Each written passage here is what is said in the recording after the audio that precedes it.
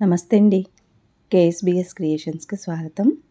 ఈరోజు నేను ఈవినింగ్ టైంలో చేసుకునే ఒక మంచి రెసిపీ చూపించబోతున్నానండి. చాలా టేస్టీగా ఉంటుంది.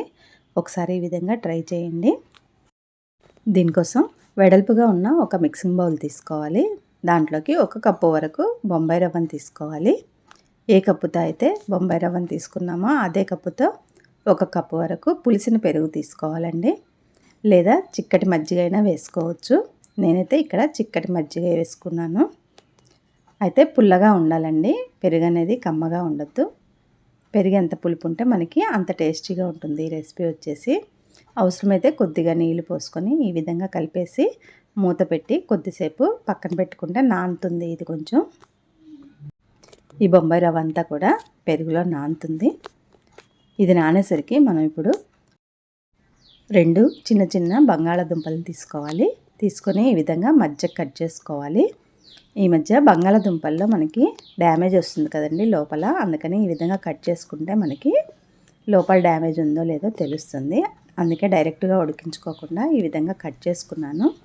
ఇప్పుడు కుక్కర్లో వేసి వీటిని ఉడికించుకోవాలి. ఇవి ఉడికేసరికి వేరొక స్టవ్ మీద చిన్న ప్యాన్ పెట్టుకొని దాంట్లోకి 1 కప్పు వరకు వాటర్ వేసుకోవాలి. వాటర్ ఈ విధంగా బాయిల్ అవుతున్నప్పుడు 1 కప్పు సేమియా వేసుకోవాలి. ఇలా సేమియా వేసుకున్న తర్వాత గంటతో కలుపుకుంటూ 1-2 నిమిషాలు ఉడికిస్తే చాలండి. చక్కగా ఉడికిపోతుంది. మరీ మెత్తగా కుక్ చేసుకోవద్దండి. నేనైతే ఇక్కడ మెత్తగా కుక్ చేసుకున్నాను. నాకు కొంచెం ముద్దలాగా అయ్యింది.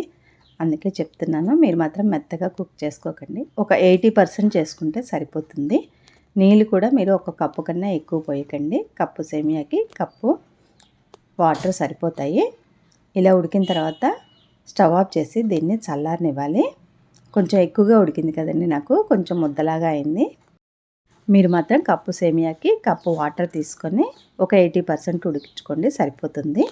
అలాగే ఇక్కడ సన్నగా తరిగిన పచ్చిమిర్చి, ఉల్లిపాయ, టమాటా, అలాగే కరివేపాకు, కొత్తిమీరను కూడా ఇవన్నీ కూడా సన్నగా తరిగి పెట్టుకున్నాను.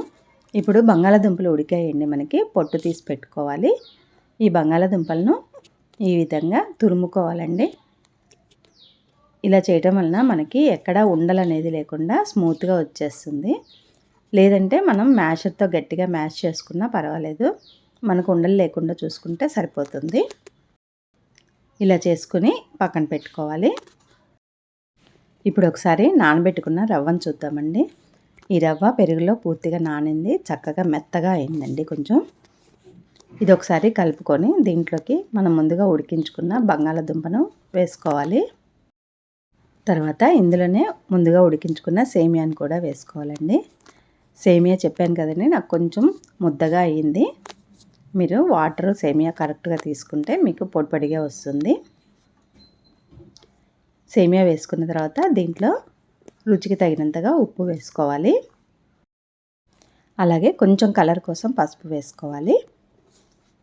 ఇప్పుడు 1 చెంచా వరకు ధనియాల పొడి, 1 చెంచా వరకు జీలకర్ర పొడి వేసుకోవాలి. వేయించి పొడి చేసుకున్న పొడులండి ఇవి. అలాగే 1 చెంచా వరకు చాట్ మసాలా వేసుకోవాలి. నేనైతే ఇక్కడ గరం మసాలా వేయట్లేదండి, చాట్ మసాలానే వేసుకున్నాను. ఇప్పుడు మనం తరిగి పెట్టుకున్న కరివేపాకు, కొత్తిమీర, ఉల్లిపాయలు, టమాటా ఇంతవరకు ఇందులో వేసుకోవాలి. వేసుకున్న తర్వాత వాటర్ ఏమీ పోయకుండా కలుపుకోవాలి. ఇవన్నీ కూడా ఒకసారి బాగా కలిసేలాగా కలుపుకోవాలి. ఇలా కలుపుకున్న తర్వాత ఇప్పుడు కొంచెం ముద్దలా అనిపిస్తుంది కదా, అవసరాన్ని బట్టి 1 చుక్క వాటర్ వేసి కలుపుకోవాలి.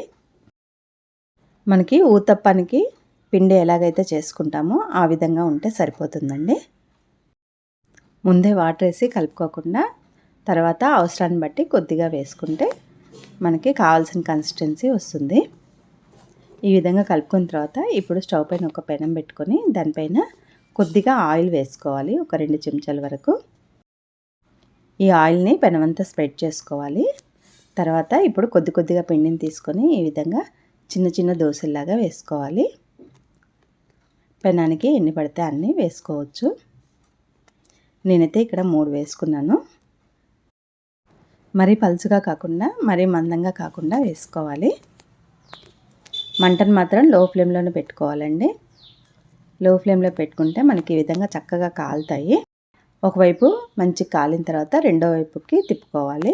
2 వైపులా కూడా చక్కగా కాల్చుకున్న తర్వాత తీసేసుకోవడమేనండి. ఇలా కాల్చుకుంటే సరిపోతుందండి. మనకి ఇందులో సేమియా టేస్ట్ అయితే చాలా బాగా తెలుస్తుందండి. వీటిని ఉత్తగా తిన్నా బాగానే ఉంటాయండి, లేదంటే ఏదైనా చట్నీ అద్దుకొని తినొచ్చు. నేనైతే ఇక్కడ ఆవకాయ పెరుగుతో సర్వ్ చేశాను. రెసిపీ ట్రై చేయండి. నచ్చితే మాత్రం లైక్ చేయండి. Thank you.